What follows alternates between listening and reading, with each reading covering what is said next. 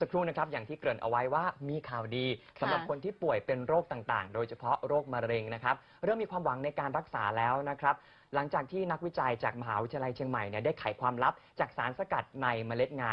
สามารถช่วยฟื้นฟูเซลล์สมองนะครับที่ถูกทำลายรวมทั้งยับยั้งเซลล์มะเร็งได้สำเร็จเป็นครั้งแรกของโลกเลยนี่น่าภูมิใจเป็นอย่างมากนะนอกจากนี้ครับยังช่วยฟื้นฟูระบบประสาทและสมองได้ด้วยนะครับไปติดตามรายงานจากคุณมนตรีตระกูลสมบัติครับ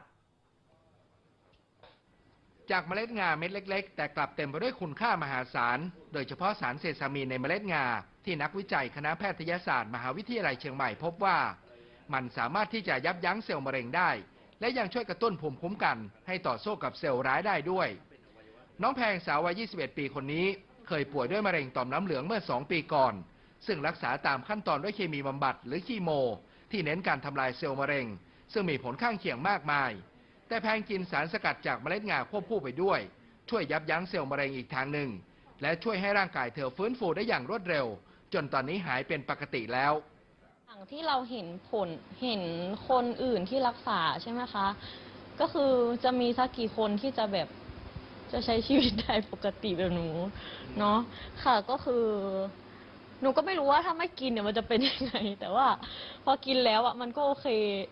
มันดีค่ะดร.ปรัชญาผู้วิจัยไขความลับมหัศจรรย์ในเมล็ดงาเริ่มต้นกับสารเซซามีนในเมล็ดงาที่มีการวิจัยมากมายทั่วโลกนักวิจัยท่านนี้อธิบายว่าเซลล์มะเร็งเมื่อแบ่งตัวและขยายใหญ่ขึ้นจะกระตุ้นให้สร้างหลอดเลือดใหม่เพื่อดูดอาหารไปเลี้ยงก้อนมะเร็งพร้อมกับแบ่งเซลล์ผ่านหลอดเลือดและเนื้อเยื่อไปยังอวัยวะอื่นจนมะเร็งกระจายไปทั่วร่างกายซึ่งสารเซซามีนจากงาจะช่วยไม่ให้เซลล์มะเร็งสร้างหลอดเลือดใหม่ทำให้ไม่สามารถดูดอาหารได้จนต้องฝ่อไปและถูกร่างกายกำจัดในที่สุดเซซามีนก็จะไปจัดการกับตัวนี้ในขณะเดียวกันเนี่ยพอมันไม่มีอาหารมันก็ฝ่อเซลล์เซซามีนเนี่ยผมทำงานวิจัยอีกเรื่องหนึ่งมันก็ไปกระตุ้นภูมิต้านทานแล้วเซลล์ภูมิต้านทานก็จะมาจัดการกับเซลล์มะเร็งนี้อีกทีหนึ่งเป็นการออกฤทธิ์ถึง